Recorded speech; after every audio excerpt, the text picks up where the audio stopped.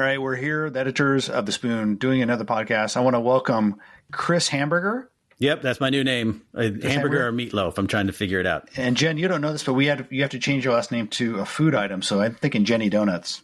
Jenny Donuts. Sounds like she'll take a bet for me down at the.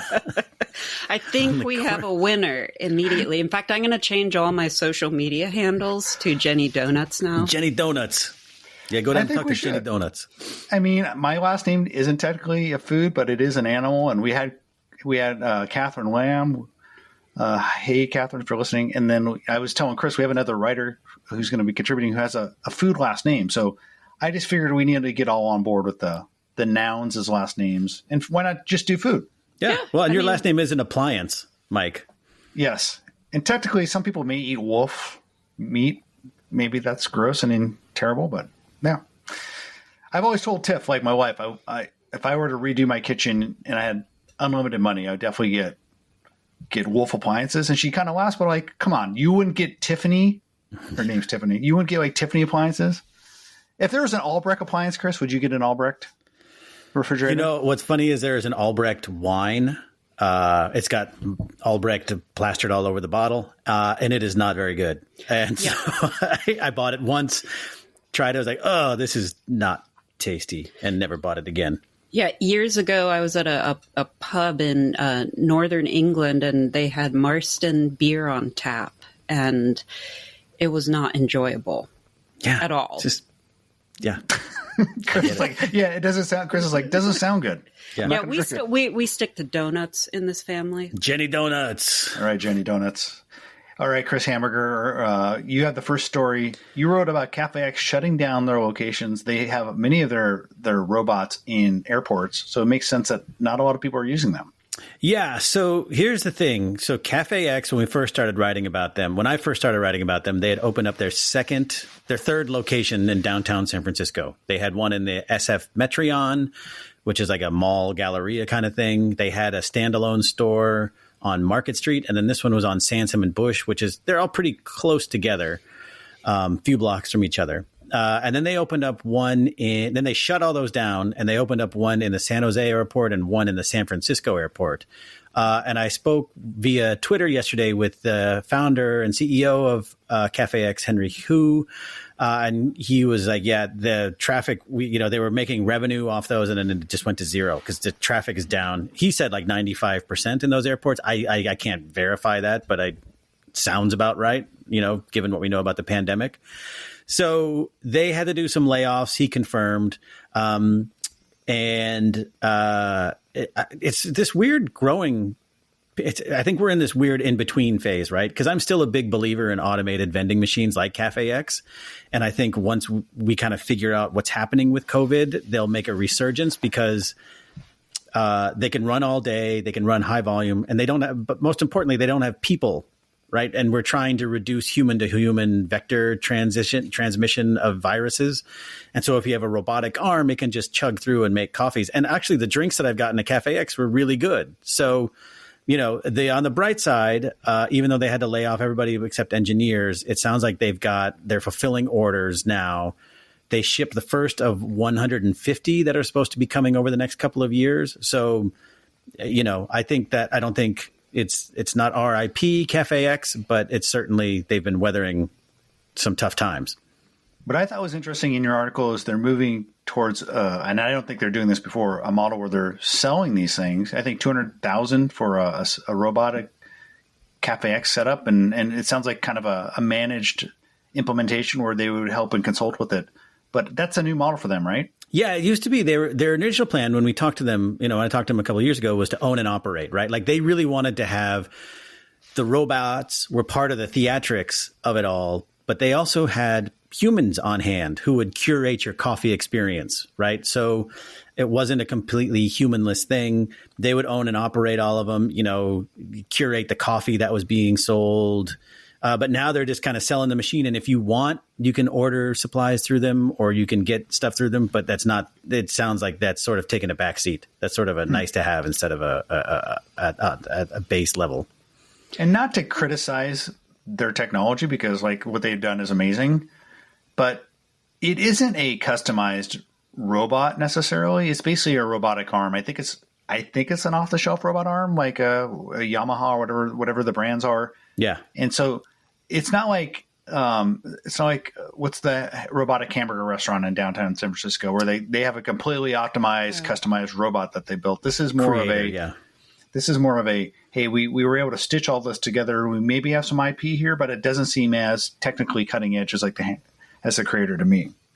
Yeah, I don't know how much they got to implement because I asked him about that. Was just like, why did you go with the articulating arm? And part of the reason they gave was that eventually they could use different types of grippers for different products, right? So it wouldn't be just a clamp.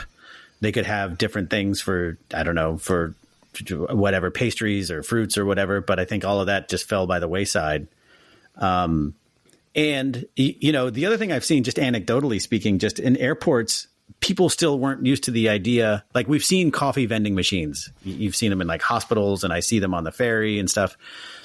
But I don't think people were really, I remember seeing a tweet where somebody was saying that, Starbucks had a huge line, but the Brigo machine, which is another automated coffee service, was basically empty. I think because there was an education aspect to it, right? Like, I'm used to getting my Starbucks.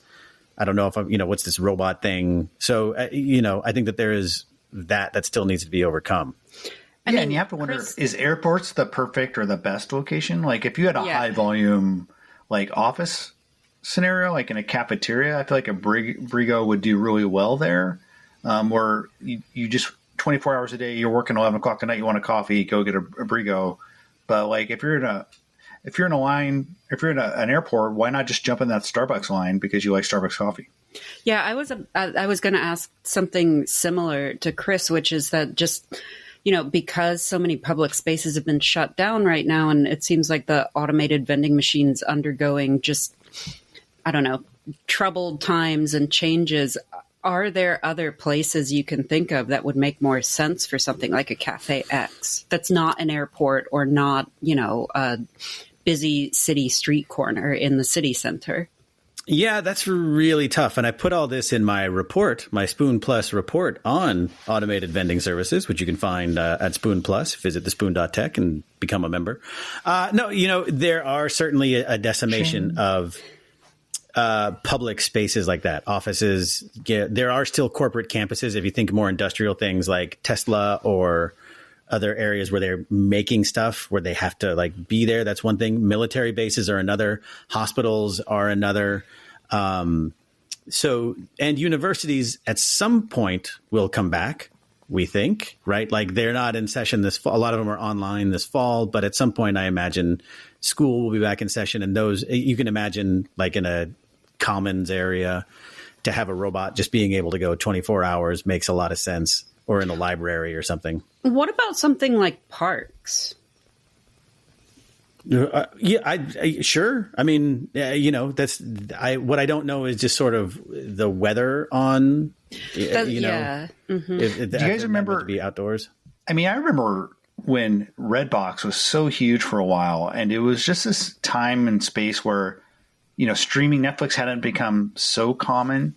And you would just pick up your DVDs, but they were always outside a high volume grocery store or like a gas station, a pharmacy. Yeah. Mm-hmm. And like, why wouldn't, like, I could see a Brigo or even a Cafe X going like in a small footprint, like out front of a grocery store or in a grocery store when they don't have the space to maybe do a full Starbucks. Like that makes sense to me. You're right. Sorry, Jen. Oh, go ahead. You're right in that you see that happening with Chowbotics, right? Because salad bars have been removed from grocery stores, and their big thing for a long time was,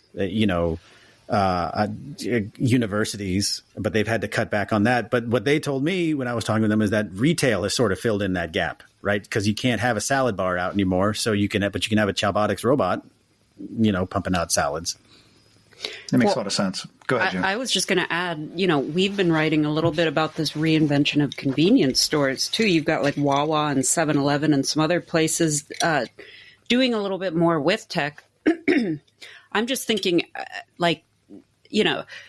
if you put one of these, let's say Cafe X, in or outside a gas station convenience store, that, if someone's on the road, And given the current climate, maybe they don't want to go inside to get a coffee. They just want to fill up the tank, grab something, a coffee, and go. Like that could, having access to something automated I could see it doing really well on like a roadside highway gas station type of setting too.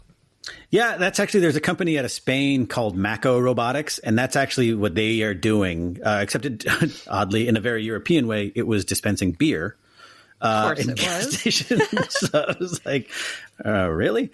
But, I don't know what you guys think, but to your point, Mike, in terms of IP, I wonder if Starbucks could come along and pick up a Cafe X and now relatively cheaply, just to have that sort of almost like an acqui-hire, have that knowledge without having to, I don't know what they've ever invested in robotics internally, but as they move away from dine-in and more towards off-prem, which I know, Jen, you've written about, Don't call it sort of takeout. Takeout.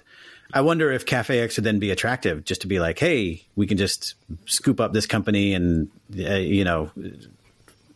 some of our locations can be replaced with robotics, or we can create new locations. Yeah. We'll have to wait and see if they make that investment. But while we're on the topic of coffee robots, I'm calling an audible and going with our next story to talk about the Spinn. Yeah. The long, winding road and story that is the Spinn coffee maker. I've actually spent my first week with my new friend, the Spinn, which I called a coffee robot when I was on the Twit podcast last week. It isn't quite a coffee robot. It is basically a grind and brew coffee machine. For those of you who read the Spoon, you know the long story where it's something I ordered in 2016. It was crowdfunded on their website. It wasn't a Kickstarter. And they've had this long delay. 4 years is a pretty long delay. And a lot of people who are following Spinn, who had bought it, started to think this was some big epic like crowdfund scam. And some of them even thought, because I was the only one writing about it, I was somehow involved. It got into like QAnon territory. It was like a weird. It was like, but trust the process. Trust the process. I ordered it in the first batch, and they sent me mine. And my son and I are the ones who've been using it. I am going to write a review at some point, but the early kind of verbal review is it works pretty well for espresso based crema drinks. It has a few ups and downs, a few kind of problems with it. One of them is it's really loud, but I don't know how you can make the grinding of coffee beans you can't make super quiet. No, that's the next tech that needs to be invented, is the whisper mode, like coffee Blue grinder Thunder. Silencer. Coffee grinder silencer. And just the general chugging and churning of the brew is pretty loud. It's so loud, like the coffee machine's loud enough where I have to close the doors downstairs because my family's still sleeping, and I don't want my wife to get mad at me because I'm waking her up making coffee. And just other little things like the app itself is essentially looks like it's tied to one person. So like I installed the app. You can actually there's on device controls. You can actually pick brew. But one of the things that they talked about is this app. You can have this high optimization, create your special recipe. I downloaded it. It was working pretty well. My son, who also wanted to use it, figured out how to put the app on his phone, and he's brewing coffee. So the next time I went to use it, I was logged out and I had to re-initiate and say, hey, do you have a Spinn? Start up the new app. So that seems problematic to me because coffee makers are community devices. My son doesn't want to use my phone. I don't want him using my phone. And I don't want to use his phone. So I don't know quite what to do about that part. Are you using the marketplace? Because when I talked to them at our Food Tech Live event, you remember that in January? Yeah. Long ago, they were hyping the coffee marketplace, right? Like, yeah. And I haven't. I've gotten some credits. I already have a bunch of coffee at home. It's definitely in the app, and they're pushing it. To me, that kind of reads as like another way. It's an obvious another monetization, and it's a valid one. Hey, we have a coffee maker. Let's sell coffee beans. And the idea of optimizing the brew towards a specific type of coffee, that makes a lot of sense to me. But I haven't gone down and used it yet. Did you get is there a milk thing that comes with it at all, or is it only do espresso? I was cheap when I bought it early days, like 4 years ago. It was $300. I didn't want to pay for the extra coffee frother. There is a coffee frother. So my experience is only with the brewing side. Okay. So we'll see. Keep an eye out for that. We hopefully will have it. And The next story, it looks like we're having an almost all coffee podcast. Woo! We're talking about, and why not? Coffee's a beautiful thing. The Atomo molecular coffee startup based here in Seattle, they raised $9 million. And you had that story, Chris. Tell us a little bit about what they're doing. Yeah, is it Atomo or Atomo? It's another one of those words like you never hear pronounced, so I always thought it was Atomo, but it might be Atomo. Atomo. Atomo. Yeah, so they make, don't call it lab coffee because they will correct you on that real quick. It was birthed in a lab, but they are basically they should call it cultured coffee. Cultured coffee. There is evidence that is a good descriptor. For coffee, though, that makes it sound like, I don't know, cottage cheese or something. So lab-grown coffee, they don't want either. No, they don't want anything to do that. So they just got $9 million in funding. What they do is they recreate coffee sort of on the molecular level by using upcycled ingredients. So they identify like the taste, aroma, mouthfeel, all different kinds of things associated with coffee, and then identify ingredients that can be used to make those. They use those upcycled ingredients, and through different biochemical and thermal reactions, they recreate coffee. And what's kind of cool about this news is that they're using the money to create their first roastery, right? Well, your first thing is, well, they don't have beans, so what do you roast? But they're adamant that this is like, it's not like a bunch of beakers and Erlenmeyer flasks. It is, they're hiring a bunch of people from across a bunch of different basal sciences to produce. This will be a pilot production facility. So phase one for them is creating a cold brew drink, which it looks like they already have. It's a ready to drink can of cold brew made from their concentrate. And then they're going to move into more of like a K-pod style thing. And then eventually they said they want to 3D print coffee beans made from these upcycled ingredients that you could run in your grinder and make coffee like you normally would. So big ambitions. And this is what's also, I mean, it's a $9 million seed round, not like it's Series A. So I don't know. They've raised $11.6 million so far. But they're based here in Seattle. So definitely. So I have to say, and you'll notice the trend here, listeners, that we back a bunch of crazy products just because we're interested. And I actually backed them on Kickstarter. Oh, you did? Oh, did you? And I have a nitpick. Like they offer to send out a can of cold brew to me, but I haven't gotten any word through the Kickstarter that I'm going to get natural shipment. So I didn't tell them that because I'm sure send me cold brew cans to try out. But I would imagine people who back them on Kickstarter might get annoyed when they're starting to send these out to a bunch of other people. Well, weren't you also supposed to get some beans? Was that? Yeah, that's what I backed them for. I backed them for the coffee. Yeah. And all I've gotten so far is a T-shirt. It's a nice T-shirt. You can't run that T-shirt through your I tried to run it through my Spinn and it got all tied up. I think it's weird that they're going to 3D print coffee beans. Like that seems like a really not a super scalable way to make coffee. Like, I mean, how many beans do you go through when you're making coffee? It's a lot. Yeah, I don't know. I mean, perhaps it's a loose use of the word 3D printing, right? Like whatever kind of extrusion technology they might be able to do. Do you know what the upcycled ingredients are? They didn't say, right? Like it's pits and peels and all kinds of stuff that they use. And again, they run them through these different these different chemical and thermal reactions to get something. But it's all vegan. Well, I have a lot of extra coffee grounds they can use. Yeah. I wonder if they're actually going to use yeah. Do they want access to my compost bin? Atomo announced a strategic partnership with Jenny Donuts. It's their machine is basically that thing from Back to the Future. Where they just jam a bunch of garbage.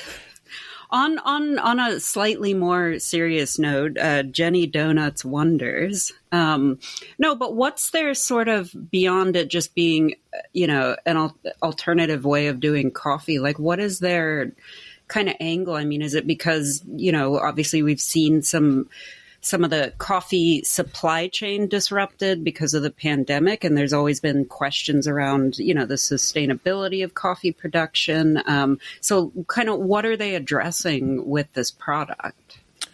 I don't have all the stats off the top of my head, but I think you can liken it to what Impossible and Beyond is doing with their plant-based meat, right? If you can create coffee I believe that there are different, depending on who you read, there are going to be coffee shortages imminent in coffee beans, right? So if you can recreate coffee without needing to actually grow coffee, then you can scale up and down production as demand soars, waxes and wanes. Yeah, I think that was their original pitch, was the coffee bean and coffee just generally is under stress from global warming and climate change. And it's a hugely resource intensive thing to grow. So why not use this alternative way to create it?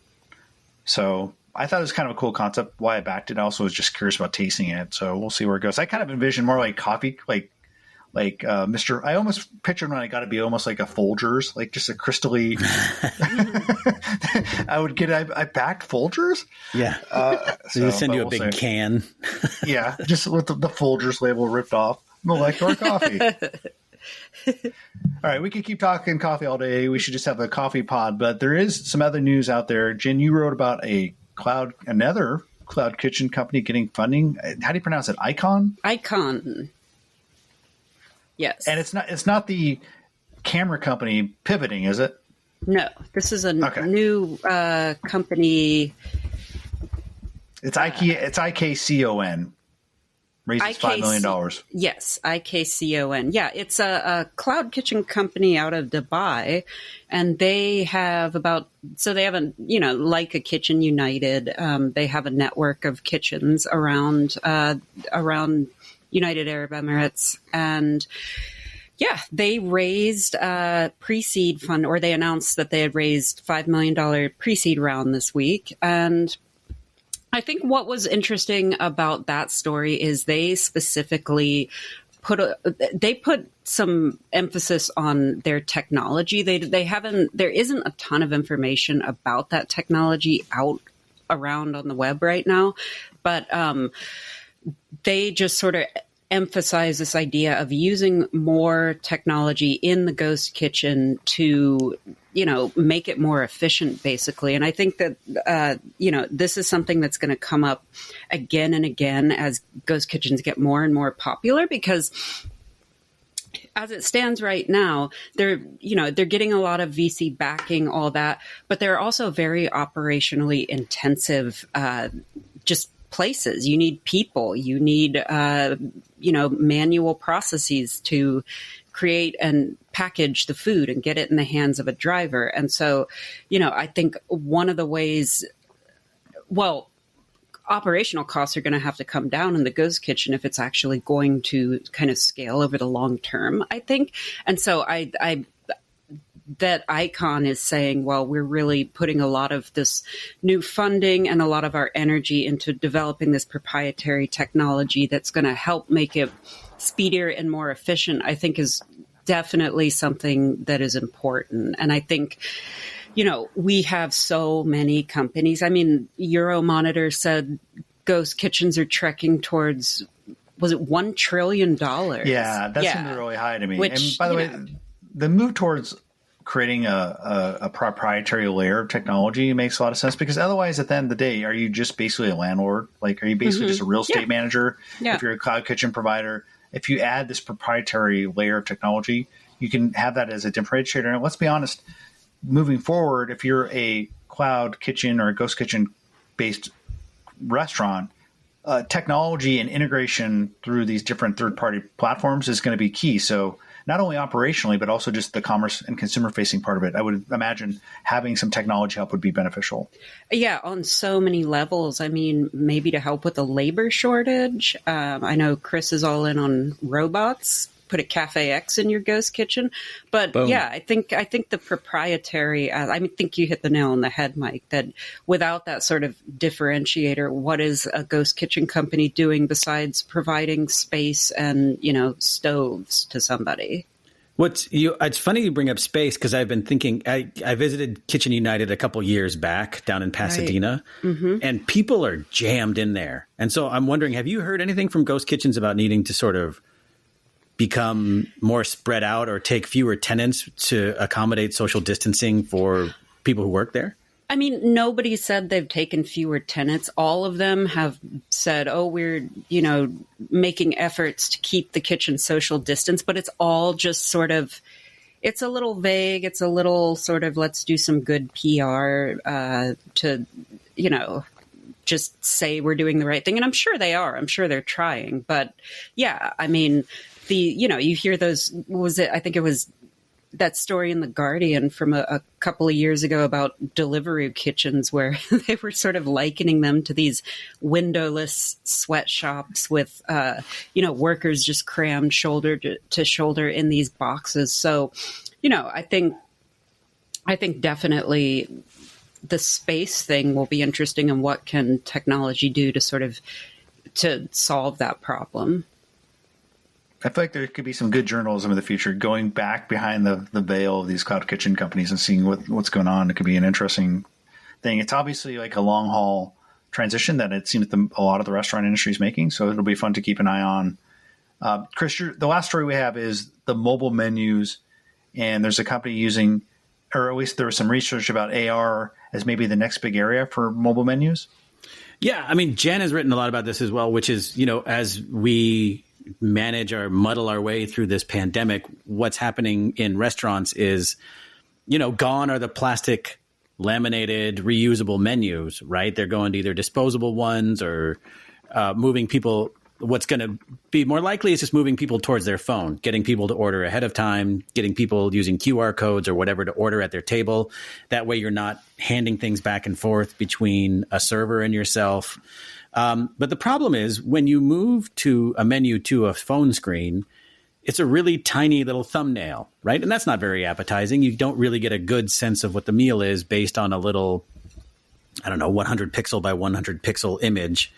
And so this company called QReal, they did a study with Oxford University last year. And what they found was that if you used AR, so if instead of just looking at an image on your phone, a thumbnail, you actually used AR to project it. Like you use the screen, you look at it like you were looking through your camera, and you can see on the table in front of you. And they did this with desserts. So they could go, here's an AR menu, and you would look and you could swipe through and you could see like, oh, this is what this cake would look like on my plate in front of me. And what they found is that this translated into a big bump in desirability and ordering desserts, and people and more revenue.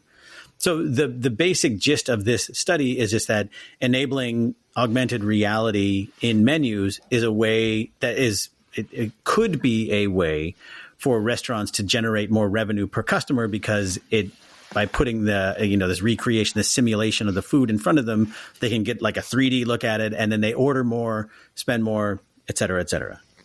Yeah. I think this is especially important as more people, because, have you all ever gone into a restaurant dining room and seen, somebody's plate of nachos go by or something? You go, oh, that looks great. I think I'll order that. Well, obviously that is happening a lot less nowadays because people are just ordering delivery and takeout from home. So I can see this feature really being just very useful, even in a delivery setting. Look at it on the app. What would it look like on my plate in my house, and see if it's appetizing? I think this is similar to what some online furniture companies like IKEA and Wayfair and stuff have tried over the years, where you can use AR to see what an armchair would look like in your living room. I think it's kind of a similar concept. Yeah, I'm really glad you brought that up, because the other point, Jen, is as more people are eating off-prem, then they're able to do it from their couch, right? Like you can, as you're going through the menu. And that's why third-party delivery services should also be looking into this, because they have big menus and marketplaces of restaurants. And it may be a way, especially for early adopters, who can get in there first with like augmented reality menus to, get more sales, juice it a little bit. But yeah. One of the signs I always felt like of frothiness in the tech marketplace was there always seemed to be some startups that would pop up. And it seemed like this was happening maybe in the last couple of years, where they would basically create smell, like digital olfactory creation devices. So like the idea of like surfing the internet and actually creating and smelling it. Like, I actually feel like we have a use for that now. Like if someone create like the the smell module that you just connect into your computer via USB, and you go on, check this restaurant down the street, and all of a sudden the smell of wontons is wafting out of your. I feel like that would be a good thing. Oh, I just think this is another example of the possibility tech has for the restaurant menu. You could recreate smell, see what it looks like on your own plate. It could be more interactive. You could sort of instantly know, what's in your food, which actually a lot of restaurant menus fail to list all the ingredients on the menu still. So, I ordered fries one night and got a big box of truffle fries and nearly threw the box in the guy's face. But it wasn't his fault. But just things like that. Yeah, I always felt augmented reality is like a great application, or food is a great application for augmented reality. And there has been some startups. There was one called, you guys remember Kabak? Chris, I don't remember that. They were trying to do this, and they used it for people who made wedding cakes. Like if you're trying to see what your wedding cake looks like, and I always thought that was a great application. So I think augmented reality is like a really good application when you try to like enrich the menu. I think it makes a lot of sense. Agreed. Well, this has been a lot of fun, guys. Thanks so much for talking to me, Chris Hamburger and Jenny Donuts. Jenny Donuts. If you guys like the permanent name change, let us know. Or if you guys if the listeners want these name changes permanent, let us know. Then Jenny and Chris will go and have their names legally changed. Well, what I like is the idea that maybe Jen Marston couldn't go undercover at a cloud kitchen startup, but Jenny Donuts could. Jenny Donuts could totally. Yeah. I mean, who's going to suspect anything? All right, guys. This was a lot of fun. Thanks a lot. Later. All right. Talk to you soon. Everyone.